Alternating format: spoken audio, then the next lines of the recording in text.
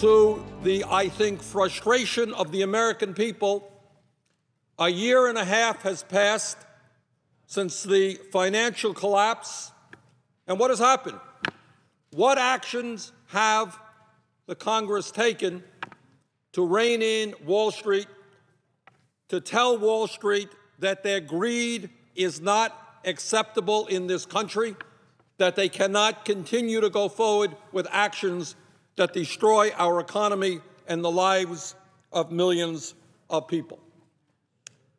Within a short period of time, the Senate will be considering legislation dealing with financial reform. And I want to congratulate Senator Dodd and others on the Banking Committee for a lot of the hard work that they have done in producing a bill which in a number of ways moves us forward. But what I want to say this evening is that moving us forward is not good enough. The American people want an end now to the recklessness and irresponsibility of Wall Street.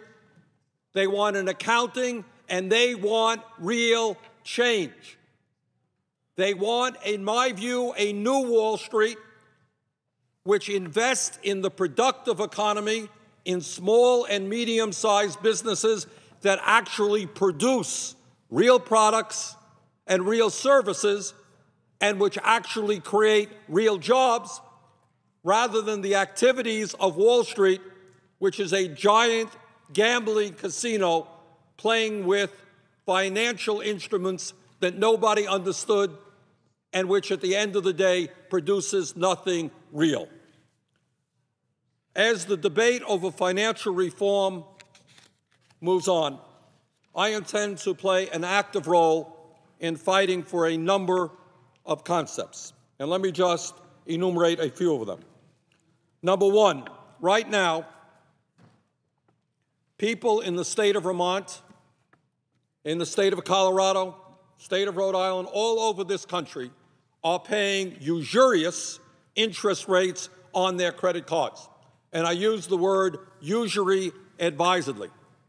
We now take it for granted, and we accept the fact that our friends and neighbors and family members are paying 20, 25, 30, 35% interest rates on their credit cards. That is wrong, that is unjust, and in fact, according to every major religion on earth, Christianity, Judaism, Islam, it is immoral. It is immoral to lend money to people who desperately need that money and then suck the blood out of them, because when they're desperate, they're going to have to pay 30 or 35% interest rates. That is immoral. That is wrong. And, Mr. President, over the years, a number of states have said, including Vermont, we're going to prohibit usury. You can't do it. You can't charge more than 10%, 12%, 15%, whatever it is. But all of those laws were made null and void by a Supreme Court decision, which resulted in credit card companies being able to go to states which had no usury law, and therefore they could sell their product all over this country with no limit. Let us be clear. Those large financial institutions were charging Americans 25, 30, 35% interest rates on their credit card are no better than loan sharks. And in the old days, what loan sharks used to do, used to break kneecaps if people couldn't repay their loans. Well, these guys don't break kneecaps, but they are destroying lives just the same. People are desperate. They're borrowing money. We have all been to the grocery store. We're seeing people buying milk and bread with their credit cards, gas to get to work with their credit cards, because that's the only source of revenue they now have available to them, paying 25 or 30%. We've got to eliminate that once and for all. And I will be bringing forth an amendment which does nothing more than what credit unions now exist under. Credit unions in this country, by law, cannot charge more than 15% interest rates, except under exceptional circumstances, and now they can go up to 18%, but most of them don't. Vast majority of them don't. I don't think that is asking too much. Second of all, I'm going to bring forth language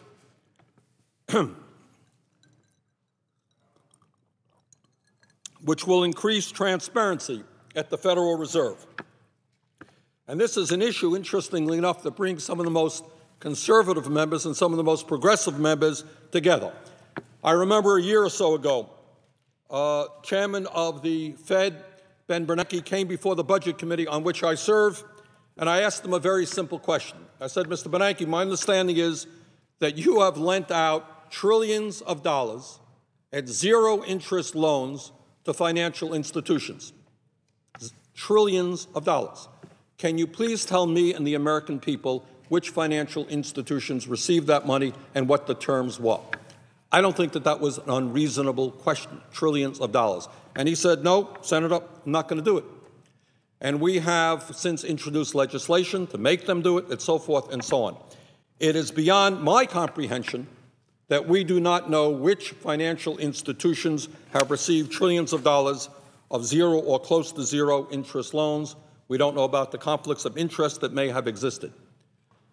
Mr. President, in that regard, let me just talk about a scam which is quite unbelievable that goes on today. What goes on today is that companies like Goldman Sachs borrow money from the Fed, and I have no reason to doubt that Goldman Sachs also was on the receiving end of these zero-interest loans, and they borrow this money for 0.1%, maybe 0.25%, and then they take that money and then they invest it in U.S. Treasury securities at 3.5% or 4%. Now, that is a pretty good deal. Talk about welfare. Borrow money at 0 or 0.5%, lend it to the United States government, which has the entire faith and credit of American history behind it, and you make 3%, 4%. What a deal. That's a pretty good deal. I think we've got to end those types of practices, and we have got to move forward with real transparency at the Fed.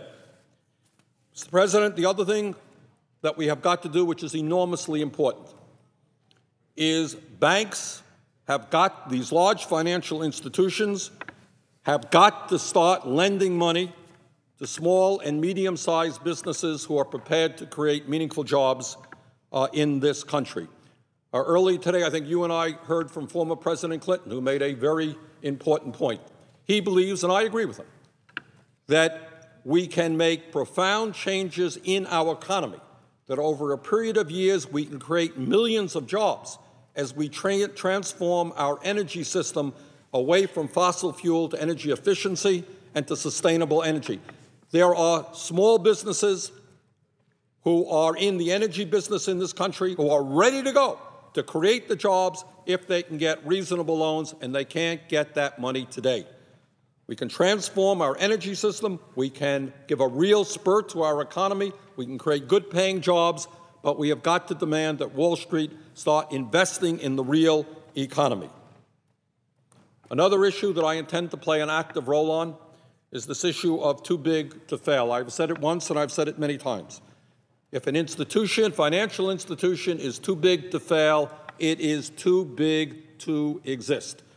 Today we have 4 major financial institutions, which if any one of them collapsed today, they would bring down the entire economy. And what we have got to do is start breaking them up now. And we have got to take action at this point. So, Mr. President, I think the American people are angry, and they're angry for some good reasons. They are hurting financially. As I mentioned earlier, there are millions of Americans today who have seen a substantial decline in their income and are working incredibly hard, and they're wondering what has happened. And then despite all of that, the trend that has led to the collapse of the middle class as a result of Wall Street greed, we have been driven into a major recession. The American people want us to have the courage to stand up to Wall Street. And I should say that in 2009 alone, our good friends on Wall Street who have unlimited resources spent $300 million in lobbying this institution. $300 million. Now, when they fought for the deregulation over a period of 10 years, they spent $5 billion to be able to engage in the activities which they did engage in, and that led us to the recession that we're in right now. So these guys have, I guess they could borrow zero-interest loans from the Fed. I don't know if they can use that for lobbying or whatever, but they have literally an unlimited sum of money.